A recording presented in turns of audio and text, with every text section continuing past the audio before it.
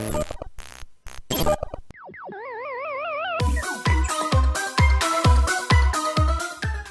ma'am, good day. So I'm Noel Almilor, your student doctor for today. So may I ask for your name first? Sheena Rose. Sheena Rose and Anoria. Okay, how about your birthday? Feb 25 Feb and 25 and 24. Okay, now how about your age? I'm 27. 27. Okay, that's good. So Miss Sheena, so I am asked you to do a neurologic exam to you. Okay, so I'm gonna test for your cranial nerves, so your reflexes, your sensory and motor. Okay, so may I ask you to sign this consent for me? Okay, that you have understood and you will agree to my instructions. Okay, so we're done with the consent. So now let's move on with our hand hygiene. Okay. Okay, so now let's begin. Okay, so now let's test for the cranial nerve number 1. So let me ask you to close your eyes, ma'am. Okay, as I let you identify these odors. Okay, that is familiar to you. So be sure not to use noxious odors like ammonia. Okay, because it could stimulate your cranial nerve number 5. Tapos, okay, so I'm gonna open one of your nostrils. Okay, so identify this odor. Coffee. Coffee. Okay, very good. So for the next nostril, okay. About this odor, ma'am? Soap. Very good. Okay, so now let's move on with our cranial nerve number 2 for our vision. So visual acuity. So we don't have big Snellen chart. So we have here kanang small lang version of it. So we need to hold this for 6 feet away from the patient and let the patient read from up to down. So with covering the eye, okay, so use this na lang ma'am to cover the other eye. So since the patient is having her eyeglasses, when it's for reading niya, so it can be on lang, okay? So ano lang siya. So read from up to bottom ma'am.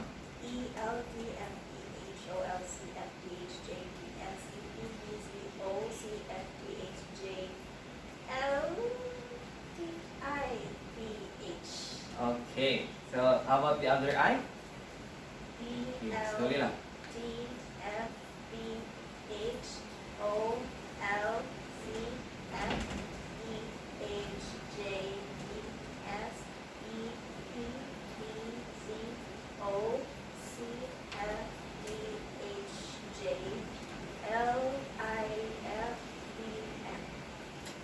Okay, so dito siya nasayop sa mga lower part na. So 2020, so you need to check for the score here, 2020. So that means accurate pa yung eyeglasses as of the moment. And so 2020, so meaning there are 2 numbers. So the numerator is it signifies the distance of the chart towards the patient, and the over is the distance in which the normal eye could see. Okay. So now let's move on. So that's for the cranial nerve 2. So now let's move on with the cranial nerve 2 plus the 3. So pupillary light reaction. So you need to inspect for the pupils. Okay, so remove your glasses, ma'am. Okay, as I shine this light. Okay. Okay, so since the both eyes kanang nag-constrict siya, so both pupils yan nag-constrict against the light. So pupils are equally round and reactive to light and accommodation. So now let's move on to our cranial nerve 3, 4, and 6. So 6 cardinal movements. So with the finger lang, so let the patient stay still lang in head and follow with the eyes lang only, okay, sa finger. So you need to make an H. So from here, so makita ni mo ma'am? How about this one? Nakita pa? Okay, so okay. So here. Okay. So you need to observe kanang nystagmus or diplopia like that. So wala kayo double vision na ma'am na. Okay, so that's good. So now let's move on with our kanang sa cranial nerve number 5. So kanang sa yung motor and sensory na siya. So we have the temporal and masseter. So you need to clench your kanang teeth, okay, as I touch the temporal first. Okay, so you need to feel the contraction sa muscles. Okay, that's good. For the sensory, we have here a cotton ball. So sa tip lang, so remove your eyeglasses, ma'am. I ask you to look up and away sa ako. Okay? So dapat mag-blink atong patient. Okay, so that's normal. How about the other side? So look away and up. Okay, so that's good. Now let's move on to cranial nerve number 7. Okay, so now let's for the facial movements naman. So like you raise your head, your eyebrows I mean. Okay, so that's good. How about you frown, you smile, and you puff your cheeks out. Okay, so that's good.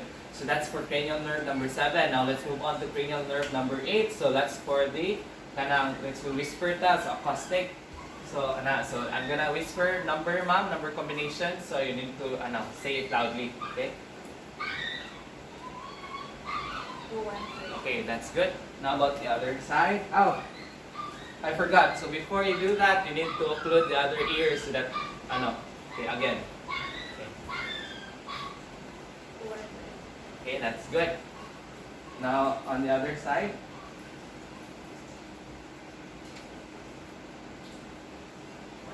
Okay, that's good. Now let's move on with our gag reflex. So we have here a tongue depressor. Okay. So you need to be sterile sa tongue depressor. So you're gonna hold it like that. Okay, you're gonna initiate a gag reflex sa patient. So you're gonna touch the posterior third of the tongue. Okay. Open your mouth. Okay, so that's good. Sorry. Okay. Now let's move on to our cranial nerve number 11. So for the sa shoulders. So remove face there, ma'am. So trapezius muscle. So as I put resistance, you shrug your shoulders. Okay. Okay. Okay, shrug. Okay, that's good. Now let's move on to our cranial nerve number 12 for the hypoglossal. So stick your tongue out. Okay. Now you move it to the side. Okay, up, down. That's good. So intact. So now we're done with our 12 cranial nerves. So now let's move on to our motor system. So we have 5 grading scales for that. So from 0 to 5. Okay. 6 tayo na siya. So 0 to 5. So 5 is kanang active movement. So like full resistance. So makamove siya. So next, the number 4 is kanang with resistance. Okay. With some resistance lang. Tapos the number 3 is grade 3 is there is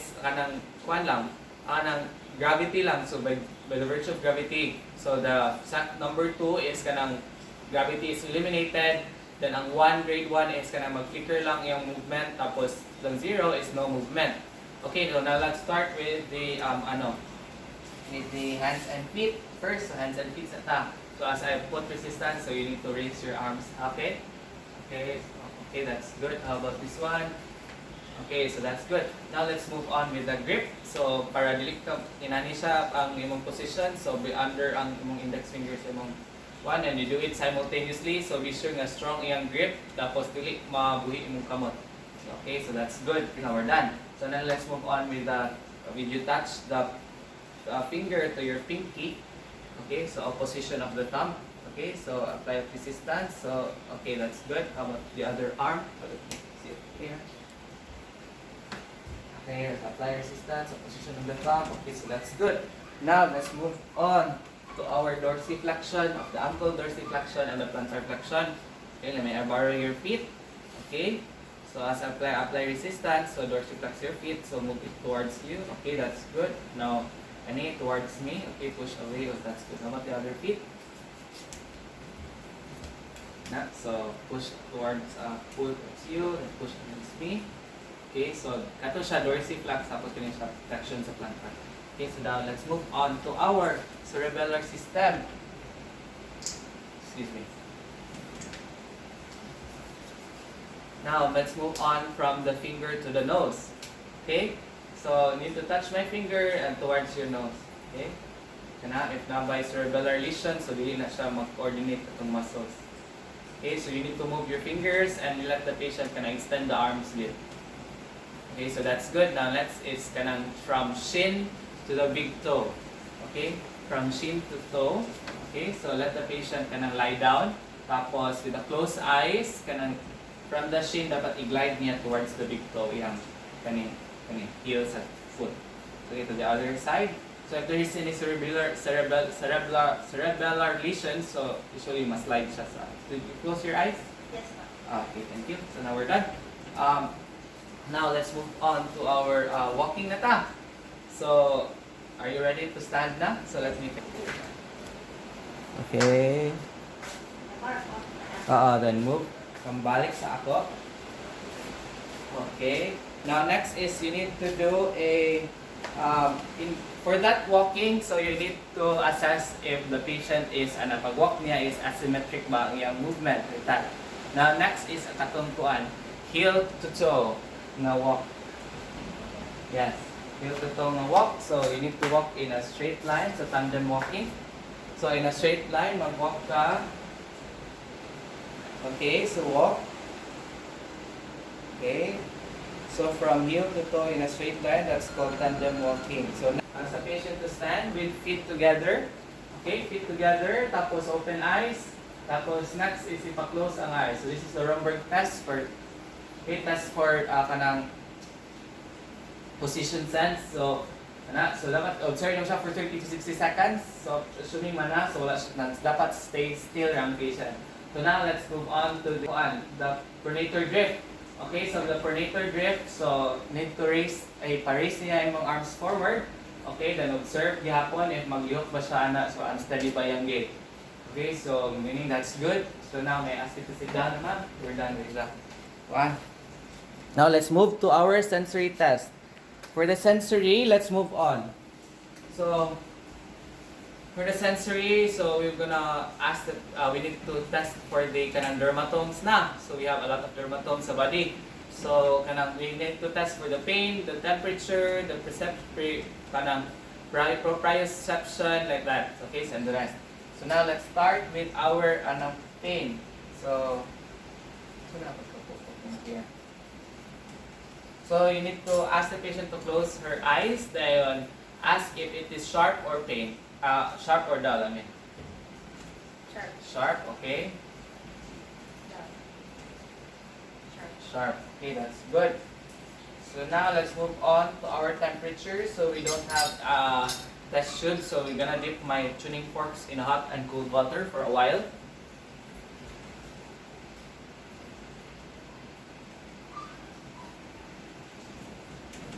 Okay, so close your eyes, ma'am. Okay, so it is Hot. hot. Okay, how about this one? Cold. How about this one? Hot. So, Cold. cold. Okay. So now we're done with that. Now let's move on with the vibration. Vibration. Okay, so test for vibration. So we have a 128 hertz nga tuning fork. So you need to put this sa iyang interphalangeal joints sa hands or sa foot. Okay? So you need to ask the patient if she can feel the vibration or when the vibration stops.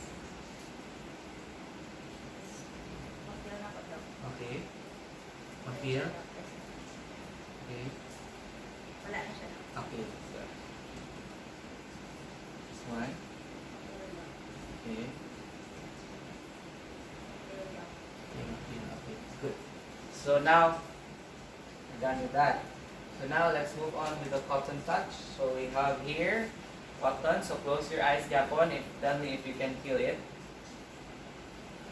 Mafeel na. Okay. Okay, so that's good. So now let's move on with touch. Okay, touch sense. So close your eyes and point. After I instruct you, you need to open your eyes and point to where I am touching you.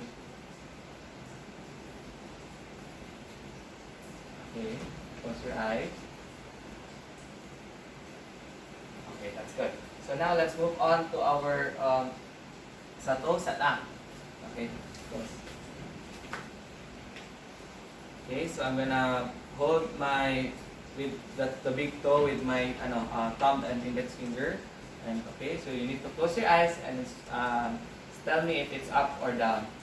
Up. Down. Up. Okay, now the other side. Sorry. Okay, Down. Up. Down. okay, thank you. Now next is the stereognosis. I'm gonna help into your hand a familiar object to you and identify the object. Okay, close your eyes. Okay. Cotton. 10. Okay, just one last. Hair tie. Okay, that's good. So now let's move on with the graphisthesia. So I'm gonna mag-write ko kunwari sa imong palm, okay, yung numbers, then you identify the numbers, okay? 1, 2,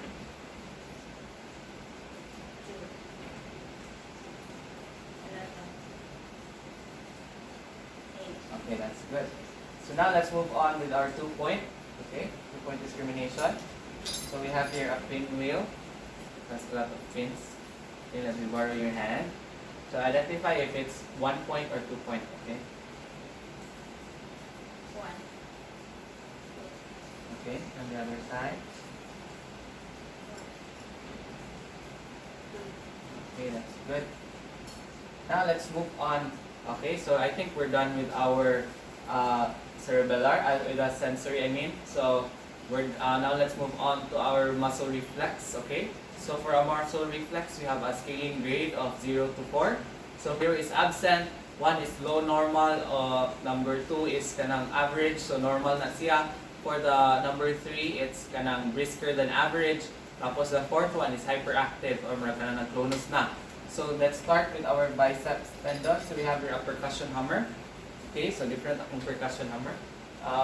For the bicep tendon, you need to hold the tendon sa imong, it's either any finger or your thumb. Tapos, slightly relax ni mo ma. Tapos, i-pronate imong hand. Okay? I'm gonna strike my, sorry. Okay, that's good. Now, on the other side, that is for the dermatome na C5 to C6. Now, let's move on to C6 to C7 for the kanang triceps tendon. Okay, you need to strike. Okay, so na siya. On the other side. Okay, so that's good. Now let's move on to our brachioradialis. So we need to grasp the arms, kind of 1 to 2 centimeters away from the wrist. So we need to strike there, feel for the contraction of the muscle. Okay, so now that's good. On the other side. Okay, so that's good. So now let's move on to the patella. So since the patella na tamam, so here's the knees. So relax lang. So I'm gonna support your knee, leg. Okay, as I strike your patella. Okay, so that's good. And next to the other side. Okay, so good. So now let's move on to our ankle na ta.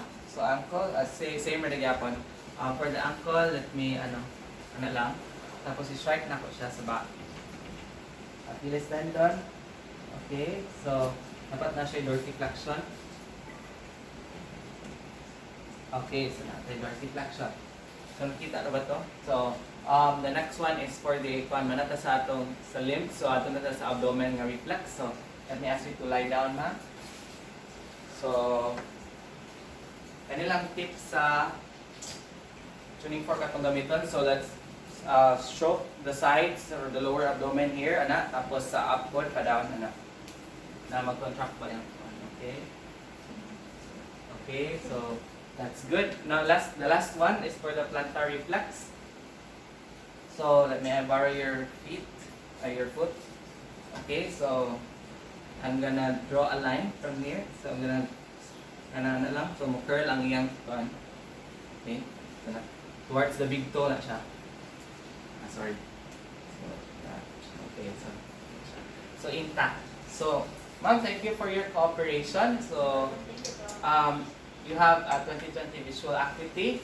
Okay, so your smell, your hearing is intact. Your muscle reflexes are number 4. Your strength is 5/5. Okay, for the both left and right. Okay, so basically within normal limits. Okay, so intact atong neurologic function. So thank you for that. Okay, so I hope you have a good day. Thank you daw.